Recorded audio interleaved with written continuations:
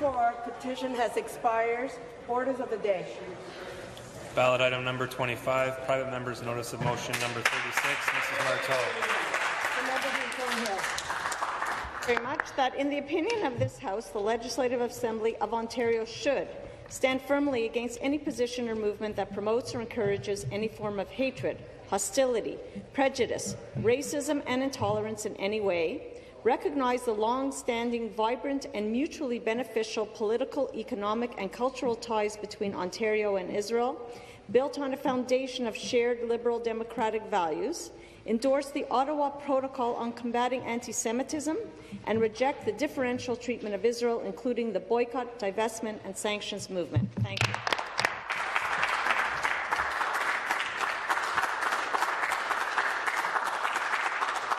Mrs. Martow has moved private member's notice motion number 36. Pursuant to Standing Order 98, the member has 12 minutes for a presentation. Thank you very much, Madam Speaker. I want to start by saying that my name, Gila, is the Hebrew word for joy. And we had a press conference early this morning, and I apologize if some people were there, and I'm repeating myself by saying that joy to me means approaching things with a positive attitude, not a negative attitude. And to me, that's one of the problems that I want to discuss, is the boycott, divestment, sanctions movement. It's negative. If you have an issue with any policies of the Israeli government, if you have any concerns with any advocacy work by the Jewish community here around the world, please discuss it with yourselves, discuss it among your clubs, discuss it with me, discuss it with all the Jewish organizations that are here today. We are so pleased to have discussions. It's what we do best. So I just spoke at a statement about volunteerism, and we were recognizing December 5th is the International Day of Volunteering, and one of the aspects of volunteering is to promote peace in the world. So I invite everybody to get involved in a positive organization and to help bring about that peace that we all so desire, not just in the Middle East, but all across the world, here in our streets and on our university campuses, because, Madam Speaker, too often we are hearing that our university campuses sound more like a battleground of intolerance instead of that joyful place that I would like them to be, and a positive place. It's been more than a few years since I myself was on a university campus as a student. No. Yes, it's true. And I have to say that I came back to my dorm room one day, and somebody had marked a swastika on my door with a marker or a pen or something. And I put sort of a positive spin on it, and I said, well, I guess somebody's upset that I am in an optometry program at a fairly young age. I was only 19 years old, and it has nothing to do with being Jewish or anything like that. It's just strictly that it's a way to get under my skin, and the door was painted, and I just went on. And I forgot about it, kind of. And it's one of those things that pops back into your head every now and then. And I'm a pretty... I'm short, but I'm tough. That's what I'm told. And I'm a pretty strong person. And I have to say that I found it hard when I was alone afterwards. I found it hard, even though I put a smile on my face, to deal with. So not every student on our campuses is going to school fully and emotionally. They might have parents at home who are sick. They might themselves be sick. And then if they have to walk on the campuses and incur hostility and see demonstrations that are demonizing the Jewish community and demonizing Israel, that affects their psychological well-being, and it makes it difficult for them to continue their studies.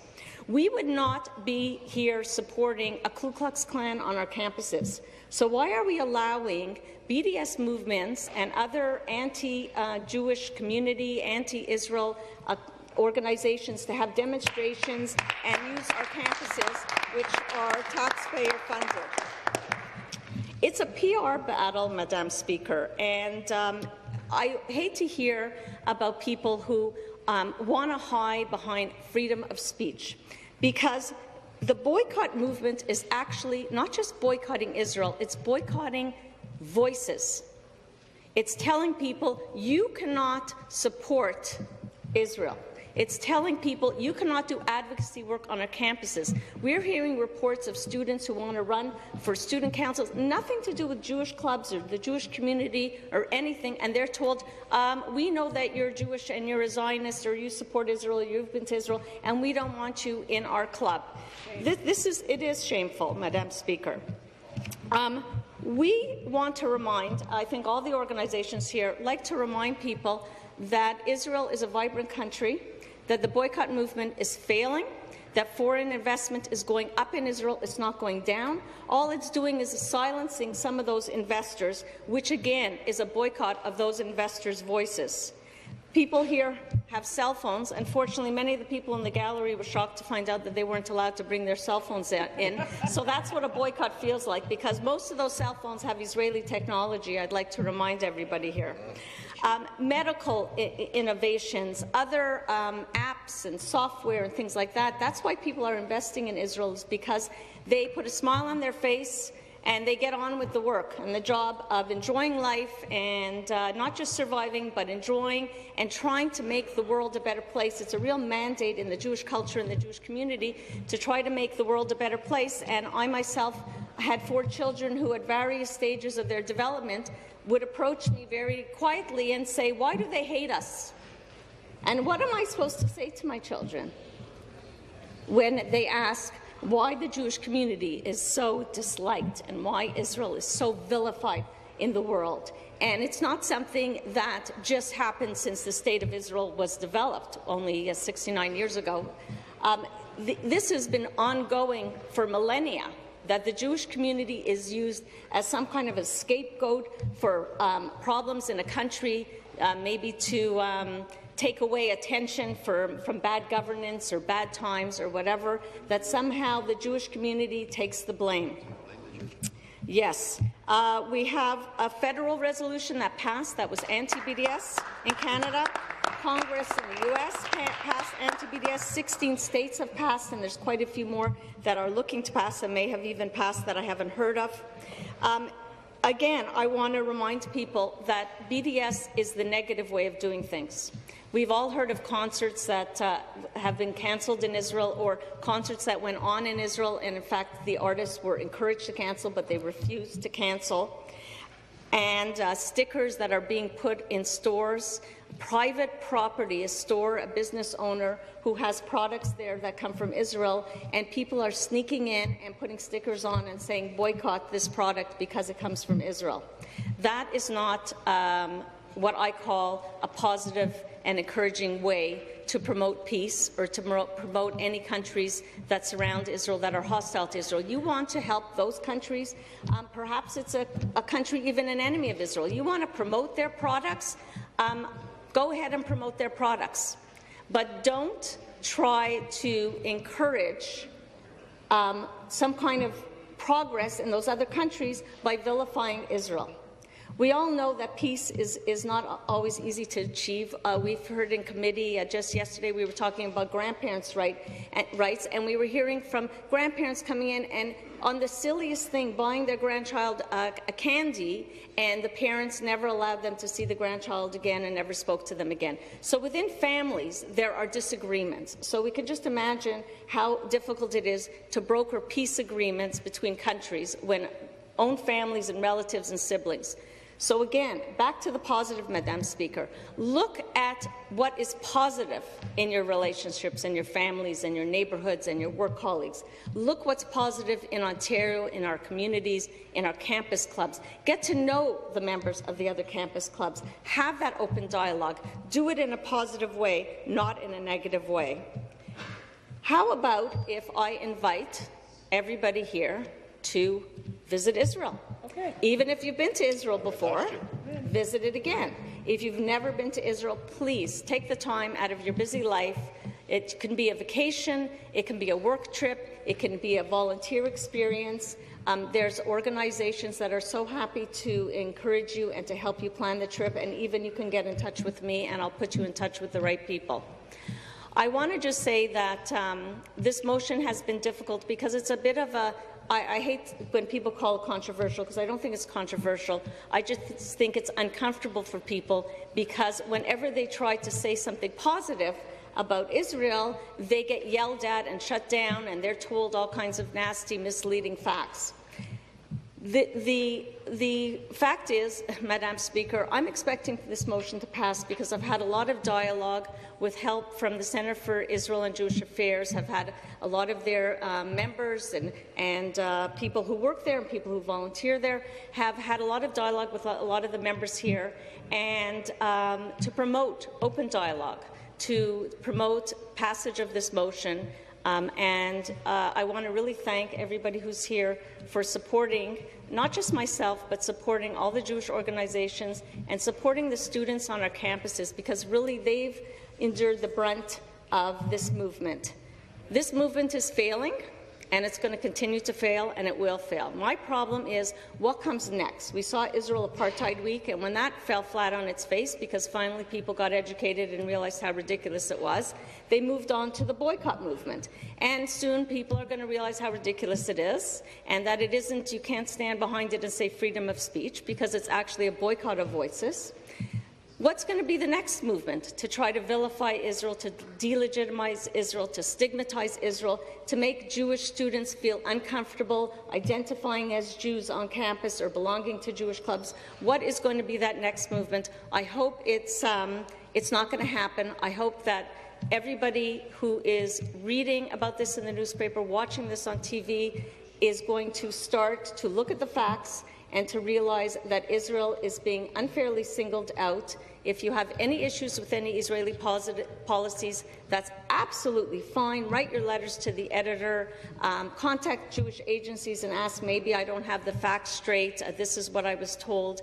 But not to go about it by boycotting, divestment and sanctions. That's not the positive way to address any issues that you have. Madam Speaker, right here in Canada, we have ongoing discussions. We even have a ministry for dialogue with our Native and Aboriginal communities and to address many past injustices that were done. We don't call for boycotts. They don't call for boycott of us. We don't call for boycotts of them. In fact, we're all working together to make Canada and Ontario strong economically, improve our environmental practices here in the province of Ontario and Canada, and to spread peace throughout the world. This is the holiday season. It's called the season of peace. Peace and goodwill to all men. So on that note, I'm just going to say I'm looking forward to all my colleagues who are going to rise today with me and speak against boycotting voices and boycotting Israel. Thank you. Thank you. Thank you. Further debate. I recognize the member from Bramalea-Gore-Malton. Thank you very much, Madam Speaker. And before I begin, I also want to acknowledge CJ's tremendous work. They are a paramount of professionalism in the way they conduct themselves and the way they advocate their position, and I want to acknowledge that as well. I think we need to be very honest about the situation we're in as a society. There is a deeply troubling rise in hatred in our society across the boards. We see this across the world in the rise of bigotry, in the rise of prejudice, in the rise of racism. And it is all of our responsibilities together. It is a shared responsibility for us all to recognize this trend and to fight against this trend, to oppose this trend. And we must specifically acknowledge the various forms of hatred that exist in our society. We must call them by name, and then we must denounce them. So I want to make it absolutely clear. New Democrats absolutely stand firmly opposed to any movement which encourages hate, prejudice, racism, or intolerance in any way. We stand opposed to those types of movements. We recognize, in fact, Ontario's long-standing relationship and ties between Ontario and Israel. And we want to make sure it's clear that we stand against all forms of oppression. So let's name some of those forms of oppression. We know there's systemic discrimination, and it's systemic discrimination based on race. And specifically, I want to name anti-Black discrimination as a particular heinous form of discrimination. I want to also acknowledge there's definitely various forms of hatred directed towards religions and ethnicities. And it's important to name those as well. That's why I specifically name Islamophobia as a problem in our society And of course, today I think it's very important for me to direct all the rest of my comments towards anti-Semitism as a growing problem, as a historic problem, and as a current-day modern problem. It is a serious issue. This specific hate is something we have to name because it is so pernicious. It is so insidious. It's been historic, and it's left a truly lasting, very negative and heinous impact on our society, a heinous impact. And so it's particularly important for us to name anti-Semitism, to acknowledge it, and then to very repeatedly denounce it. And if we can denounce it in this chamber, it's not enough. We need to continue to do that. The more we can denounce anti-Semitism, it's not only important for our members of the Jewish community, the solidarity we show with the Jewish community on this issue of anti-Semitism and acknowledging the great suffering of the community is also a way for us to raise awareness of all communities that are suffering, all marginalized communities which suffer. As a member of a community which is a survivor of a genocide, I have a particularly strong sense of solidarity with the Jewish community as a community that's endured a great and terrible, terrible suffering and tragedy. And as a survivor community of that genocide, they are a community that we all look towards for leadership in terms of raising awareness and of remembering that heinous, heinous tragedy and heinous, heinous act of violence against our community. It's important for us to acknowledge that by remembering the injustice, we actually work towards preventing injustice. That remembering and acknowledging those who've suffered, we actually prevent future injustices. We prevent future generations from suffering. And that's why it is so important for us to acknowledge that. In Canada, I feel we often point fingers in other directions. We look at other communities or other countries and say, there's injustice there, there is anti-Semitism there are problems in other countries. And we often fail to acknowledge that anti-Semitism is alive and real here in Ontario. All too recently, we've seen attacks on members of the Jewish community, and particularly on synagogues. And the act of defacing synagogues is an ongoing trend when it comes to one of the more visible forms of anti-Semitism, one of the more visible forms of hatred against the Jewish people. We see that all too often. So we must denounce it. We must name it as a hate crime, not simply an act of mischief, but it's specifically a targeted attempt to create hatred or incite hatred against a community. And that's why it's so important for us to name it as such, to name it as a hate crime. And as always, whenever we name these injustices, we must also commit towards working towards ending all forms of this hatred. In our fight to end anti-Semitism, in our struggle to raise awareness about this injustice, in our struggle to denounce it and to fight against it, we must not be distracted. And we must maintain a focus that is laser sharp, that is directed at the problem, which is anti-Semitism, and directed at solutions towards solving this problem and to ending this problem.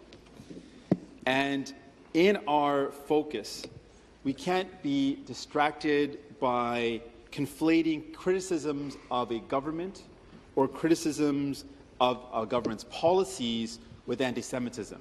That distracts us from the real problem, which is anti-Semitism. And it exists. It's real. We see it. We know that it exists. We hear it in the banter that sometimes goes on, in jokes that sometimes go on. We need to address the root causes, the actual problems, and combat them. But we can't be distracted by conflating the criticism of a government's policies, a government itself, and of a people, of a religion, of a faith, of an ethnicity. People around the world have, and here in Canada, we all have a right to dissent and to criticize. Specifically, I'll give you an example here in Canada. I would suggest it would be well within the right of many people to criticize Canada for its deplorable treatment of the Indigenous community. It's absolutely within the right of people. From direct genocides to a cultural genocide based on residential schools, the ongoing systemic discrimination of Indigenous people and their deplorable conditions, it would be absolutely in the right. People would be fully justified to raise a concern about the treatment of Indigenous people. But it would absolutely not permit people to incite hatred against Canadians.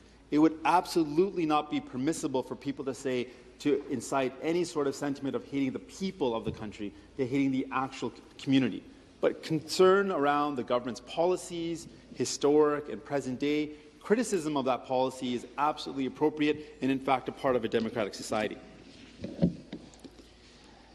We can criticize the policies of the United States, for example, without hating Americans. We can criticize Saudi Arabia's government and still combat Islamophobia. It's absolutely important for us to recognize that peaceful demonstrations, discussions, debate, discourse, whether we agree with them or not, if they're expressed towards the criticism of a government or its policies, are absolutely within our democracy, something appropriate, whether we agree or disagree. And so we must similarly separate the criticism of the government of Israel or its policies from criticism of its people. That distinction must be made. There is in no way that should never be conflated. A criticism of a country or its policies, particularly its government, should never mean it's a criticism of the people of that country or the ethnicity or the religion of that country. People must be able to have a right to criticize a state's policies or its decisions. People must be able to encourage a state to follow through on their obligations, whether they're international human rights obligations, whether they're international environmental rights agreements. People must be able to raise their concerns, but we should never allow people to raise those concerns in a way that inflames hatred against the people of that community. So, there are serious concerns with respect to the human rights violations endured by Palestinian people. We must support the freedom to raise these concerns. People have that right, and we should support people's right to do that. In a free and democratic society, peaceful advocacy directed towards a government or its policies must never be silenced. We should allow that discourse to happen. We should allow that to occur in a free and democratic society. The only limitation we place on freedom of speech is specifically hate speech. Speech which directs people to hate a particular community, to create violence against a particular race, ethnicity, members of a community. That is something that is simply not acceptable in our society, nor should we ever support it. So, we cannot support a motion which in effect seeks to ban the right to dissent. That is one of the most fundamental rights of any society, the ability to raise your voice in opposition, your ability to criticize, your ability to have dissent. The right to criticize, the right to raise awareness, the right to advocate for marginalized people is something that we must protect. Anti-Semitism is real. It exists and it is growing. We can't be led to believe that in some way it's been addressed, it's something of the past, it's not something that we need to address moving forward. Anti-Semitism is something we have to denounce. We have to denounce it together. We must use all tools available to denounce it. We must use education. We must use awareness. We must use legislation where it's appropriate, and we must absolutely use enforcement. We must use all the tools that we have as a society so that we can combat this very serious and very real problem. However, we can't allow ourselves to be distracted by a movement which seeks to criticize a government and conflate that with the real issue of anti-Semitism.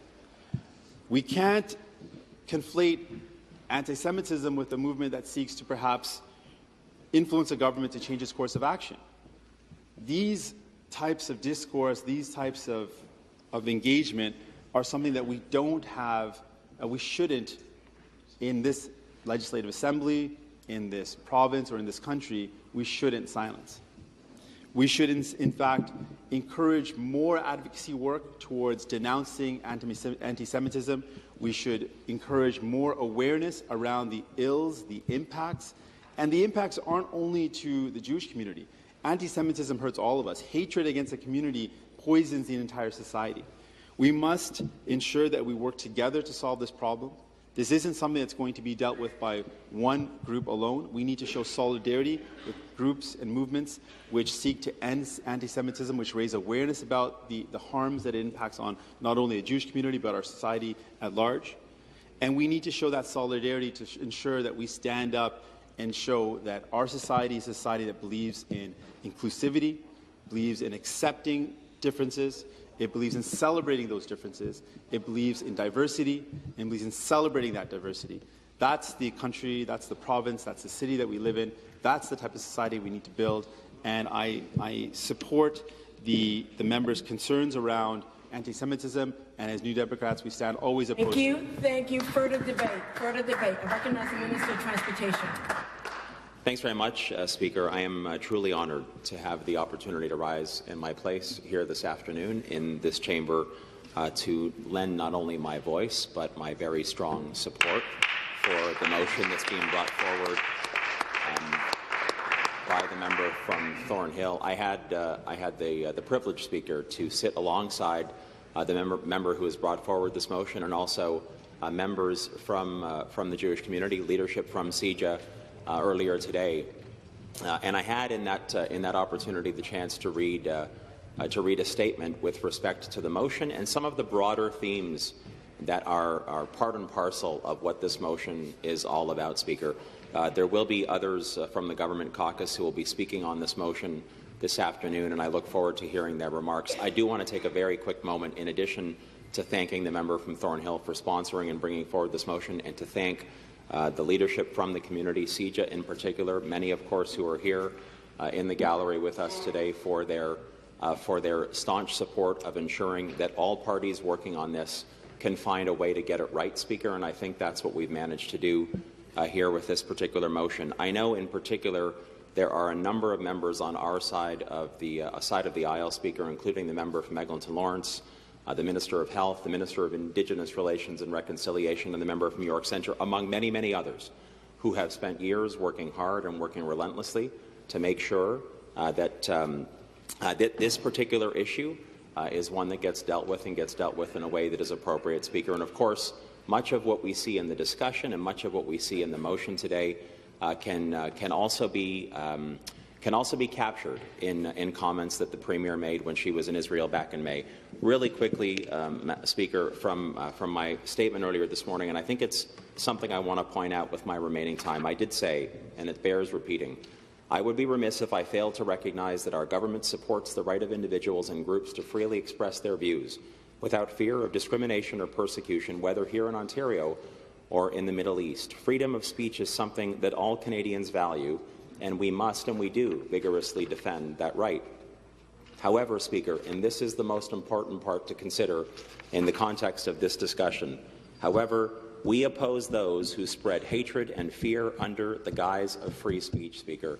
What we have seen here in the province of Ontario, and frankly beyond our borders, specifically around the BDS movement, Speaker, goes right to the heart of what I just said a second ago. We all support the values and the principles that are wrapped up around the notion of defending and standing up for free speech, but we need to draw the line. We need to draw the line collectively in this chamber and beyond, and send a very clear message that to do that and to confuse the notion of free speech with what the BDS movement propagates is not appropriate. And, Speaker, that's why, not only as an individual, as a minister, but also as the member of Provincial Parliament for Vaughan, I am very proud to support this particular motion. Thank you very much.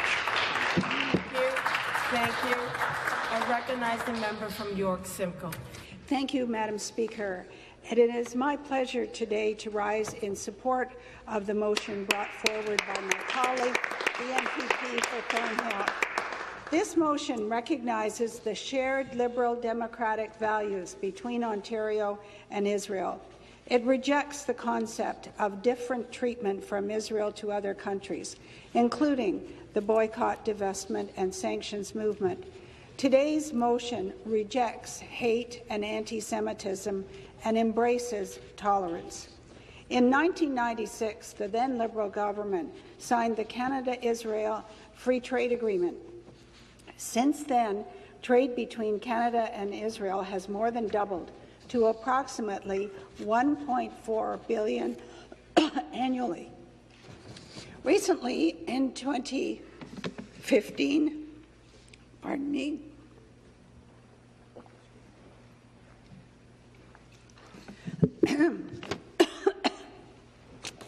Recently, in 2015, Ontario and Israel signed a bilateral trade agreement worth more than $900 million. This year, both Premier Wynne and the Mayor of Toronto, John Tory, led independent trade missions to Israel. As a direct result of the Premier's mission, 44 new agreements were signed, worth over $180 million. This created hundreds of new jobs in Ontario at a time when far too many Ontarians are finding it tough to make ends meet. Trade is good. It is good for Canada, it is good for Ontario, and it is good for Israel. Trade is an engine of growth and an opportunity to reach out from our society and culture to those around the world. Trade is an opportunity to exchange more than just goods and services. It is an opportunity to share values, culture, and our way of life. The boycott, divestment, sanctions movement claims to be a movement for freedom, justice, and equality. However, the reality is that this movement is thinly veiled anti-Semitism. BDS is discrimination. Just as boycotts have targeted Jews and other vulnerable minorities throughout history, today BDS activists call for a boycott of the citizens of the world's only Jewish state and the only liberal democracy in the Middle East. The BDS movement isn't pro-Palestinian, it's simply anti-Israel.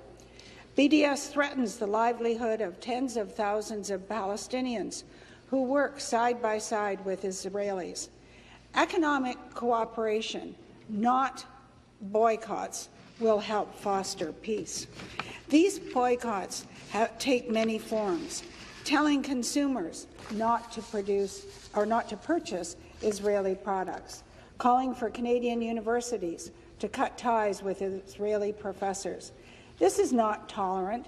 This is not in the spirit of globalism. It is pure discrimination. BDS undermines peace, not just in Israel, but also in our communities. Recent research shows that they have been a strong predictor of anti-Semitic hostility. And today, across campuses, our Jewish students fear for their safety. University and college campuses are intended to be a place of learning and growth, of expanding one's mind to new ideas, not shutting down their ideological opponents. I hope members of all parties will join me in supporting this motion and to support tolerance and multiculturalism. Thank you, Madam Speaker. Thank you.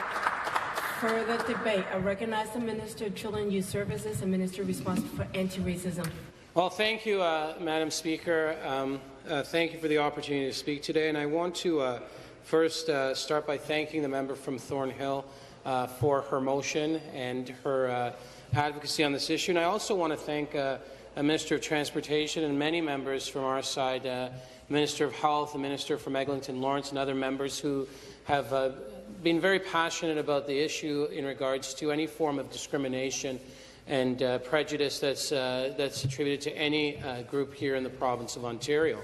Let me start by saying, Madam Speaker, that like all members of our government, we condemn any form of racism or prejudice, including anti-Semitism here in the province of Ontario. It's completely unacceptable, and we don't believe that by building walls, by boycotting, by building walls, by stopping that conversation that takes place between Ontario and a place like Israel is something that's good for this country, let alone good for this province. So when our Premier went to Israel to build relationships, it's something that we believe is good for Canada and good for future generations of Canadians. I had a school in here earlier today. It was the North Toronto Christian School, and I was downstairs talking to them about this very issue, and I actually invited them in here to come and listen because it was, I think it's important, especially for young people, to understand the issues of today that seem to divide us and be aware that there's strength when we come together. I want to thank members from the Jewish community here today who are here because of this motion, and thank you for their support in supporting the member opposite in bringing this forward. I've been going around the province having conversations about racism, anti-Sikhism, Islamophobia, anti-Semitism, all different forms of hate across the province of Ontario. And we've probably had, well over, I would say anywhere between 3,000 to 4,000 people show up to these meetings. And, many members on our side have been part of those conversations. I would actually encourage the Conservative Party to at least try to show up to one of these meetings. They haven't showed up to one yet, but there's one in Ottawa this week, and I invite the member from Ottawa to come and join us at the conversation. I think it's important for us as Ontarians to have these conversations and to continue to build on the goodwill that we have with the State of Israel, and continue to build a positive environment here in Ontario that does not tolerate any form of hate and discrimination. And again, thank you to the member for bringing forward this motion here today. Thank you. Thank you. Further debate. I recognize the member from Niagara West Glenbrook. Thank you, Madam Speaker. I want to thank my colleague, the Honourable Member for Thornhill, for her advocacy for the Jewish people and her stand against discrimination with this important motion. It gives me great pleasure to rise today for my first speech in this House, and I'm honoured to start here where my predecessor, Tim Hudak, left off. So it's definitely an honour to address this important motion. I'm reminded of a Yiddish proverb, "The world rests on the tip of a tongue." This proverb reminds us, Speaker, that words matter. This motion, although just words, matters a great deal. The motion before the Legislature today deals with the boycott, divestment and sanctions movement, also known as BDS, against the State of Israel. The BDS movement is poison. Poison to those engaged in it, and poison to the well-being of the Palestinian people and our allies, the State of Israel. BDS is vindictive, short-sighted, and fails to improve the lives of either Palestinians or Israelis. At its root, the BDS movement is based in a dislike of a minority based on its nationality and ethnicity. At its root, this movement is steeped in anti-Semitic discrimination. This movement is not pro-Palestinian, it is anti-Israel, it is anti-Jewish, and it is anti-Semitic. It poisons whatever potential for goodwill there exists between Israel and the Palestinian people and promotes hatred. This is a very necessary motion. Anti-Semitism is alive and well, and we need to fight against the ethnic intolerance and, to put it bluntly, xenophobia that BDS personifies, which impacts many of Jewish descent, including here in Canada. Gila mentioned that she just recently, or she didn't get off a university campus recently, but I did. And I can speak about the impact, the toxic environment that's being created by the BDS movement on campuses across the country and across Ontario. It's creating a toxic environment for Jewish students and their friends. In the most recent annual audit of anti-Semitic events co-authored by B'nai B'rith and the League for Human Rights, over 1,600 cases of harassment, violence and vandalism conducted against individuals were documented here in Canada because of hatred towards not only the Jewish people, but their nation. Don't take it from just one source. The Toronto Police Department released their 2015 annual hate crime statistical report, and in it they found that the Jewish population is the most subject to hate crimes for their ethnic background and heritage. The reality of the matter is that anti-Semitism is egged on by enablers such as the BDS movement. Let's be very clear about BDS. It's not only an anti-Jewish movement, but it's anti-Palestinian by threatening the jobs of many Palestinian employees. In 2012, Israel accounted for 81% of Palestinian exports. Now, BDS supporters want to get rid of the huge trade surplus Israel extends to Palestine and offer nothing in its place. This trade is a good thing. It builds trust, it builds understanding, and trade builds successes that can be built on over time. We should be encouraging dialogue and trade between Israel and the Palestinian people, not vilifying Israel, a nation with a stellar human rights record. The BDS movement poisons rather than assists dialogue towards a peace process. The BDS movement tells those of Jewish descent and background, you're not welcome here. It tells Jewish shopkeepers and tradespeople that they're not good enough. The BDS movement fails to promote the respectful dialogue necessary to move Palestinian and Israeli relationships forward, and we should firmly oppose it. I'm very pleased to be supporting this motion. I urge all members in the government benches and also those in the other opposition benches who believe in tolerance and inclusion to stand with me against discrimination and bigotry and support this motion. Thank you. Thank you. Further debate. Further debate. I recognize the member from Eglinton Lawrence. Yes, tolerance. Tolerance. This week I was very proud to be part of the Legislature of all parties. We stood up for tolerance when we said no to homophobia and discrimination against gays. As you know, we've got a lot of hate mail this week from those who oppose Bill 28, the All Parents Are Equal Act. They said, do not be tolerant towards homosexuals, do not be tolerant towards parents that have children that are gay. We have to be consistent when we talk about tolerance. So in this bill here, this motion, which I support, it really talks about the essence of Judaism. And the essence of Judaism is that they are in Israel because no one else would take them. Canada would not take Jews. The United States would not take Jews. They had to fight to go back to their land of Abraham, and they've been fighting ever since. They only make up 1.5% of all the land mass of the Middle East, yet they're under constant attack from ISIS, from Iran, always under attack. And that's why you can't separate the Jewish people from the Jewish nation. And they say, well, it's all right to criticize Israel, but you can be nice to Jews. Well, I say hogwash. You can't separate the two. Just like you can't separate tolerance against homosexuals and gays and tolerance against everybody else. You've got to be consistent when you talk about tolerance.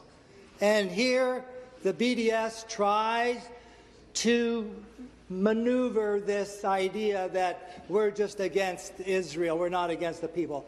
Hogwash. The BDS is an insidious attack on Jewish people. Yesterday at Ryerson University, a group of Jewish students tried to move a motion to have Jewish Education Week celebrated at Ryerson University. They were blocked from doing that. So this isn't a theoretical international issue. This is happening in our campuses.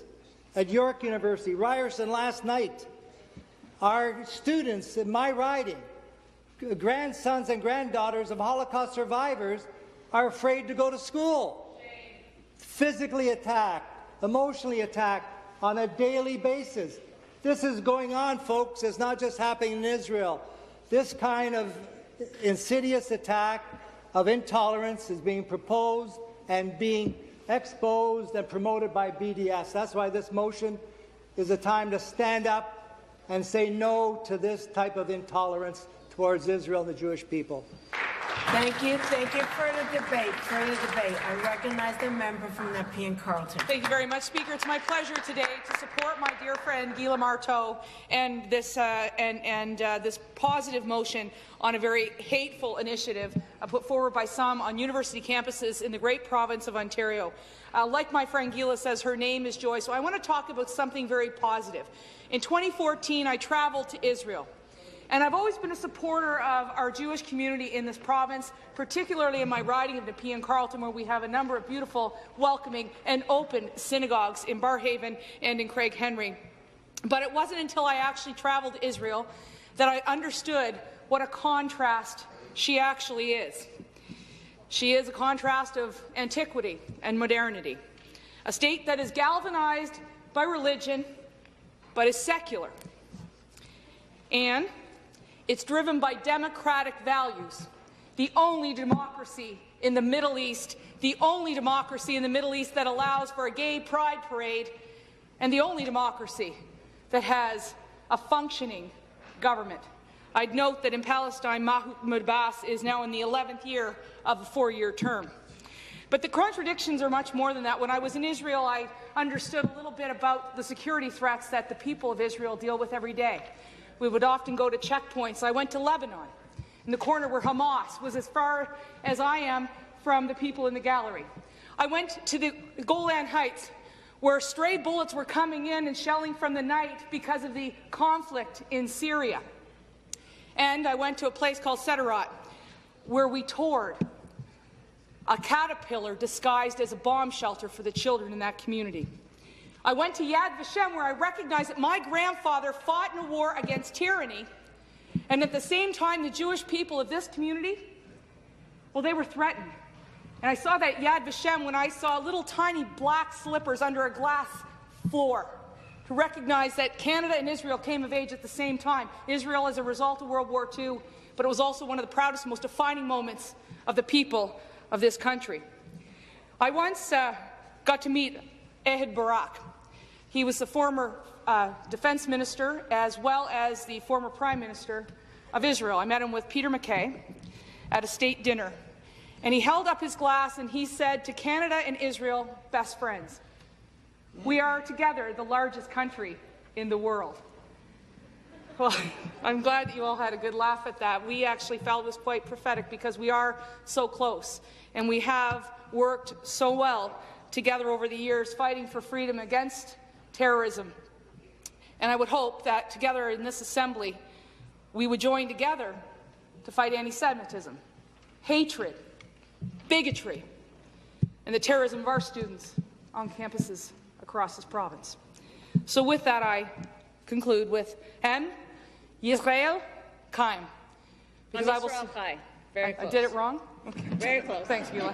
Anyway, I'm proud to support my friend and colleague and to the people from CIJA and from the Jewish community here today in Ontario.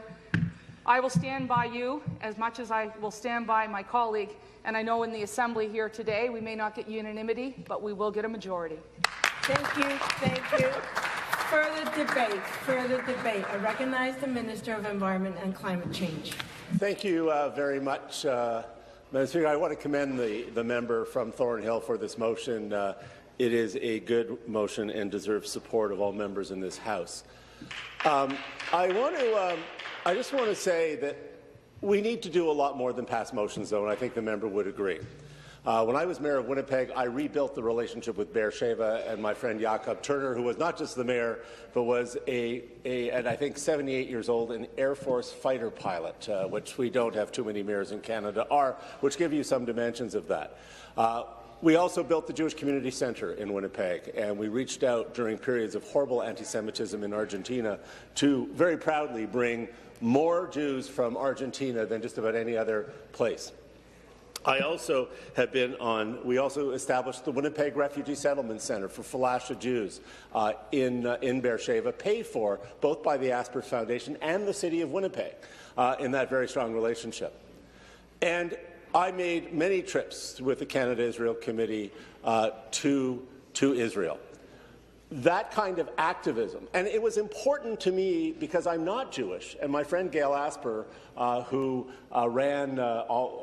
chaired all my campaigns, and with whom her and her father we worked together on the Human Rights Museum, which with this government put $5 million into Winnipeg, and I'm very proud of that. And when you go in there, you see the stories of Sikhs beside the stories of Jews, beside the stories of Muslims, and I miss my friend Izzy so much because very few Canadians had such a global role. It's also important that we never, ever back away from our commitment to Israel, but we also understand, well, the member's right from Nepean, who talked about, it's often said it's a good home in a bad neighborhood when you talk about Israel, but the situations in Syria and the situations with the Palestinians are also terrible.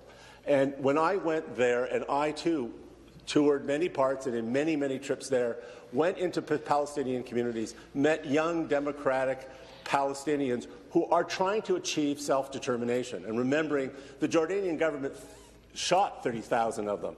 And I just want to make sure that we stand also against Islamophobia and join the Israelis that are trying to work to support Palestinians as well. Thank you. I return to the member from Thornhill to wrap up. Thank you very much, Madam Speaker, and I'm very pleased to rise today and thank all my colleagues who spoke so supportively. And I would just remind, I respect everything that the member from Bramley-Gore-Malton said, but I would just remind him that the Jewish community finds the BDS movement anti-Semitic, hateful. The Jewish students on campus feel intimidated and worse. As my colleague from Nepean Carleton alluded to, it's almost like being the victim of terrorism on the campuses. It's a terror campaign against the Jewish students. And maybe it's not presented that way. Maybe when you read an article or you Google something, maybe you don't feel the emotion.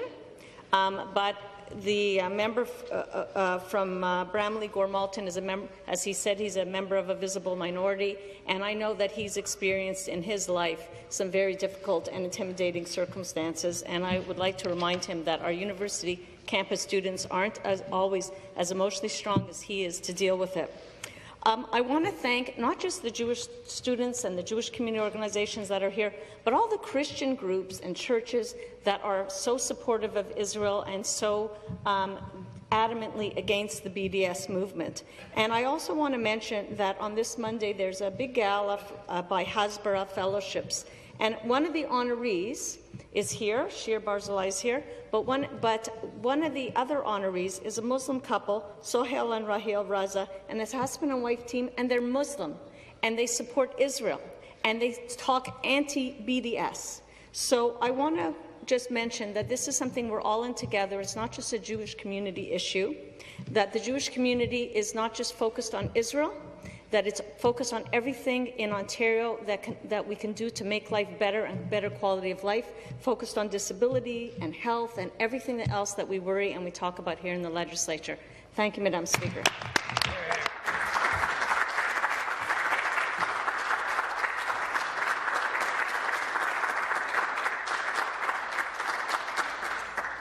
We will vote on this item at the end of private member public business, but before I call orders of the day, I want to remind members that you are not allowed to address each other by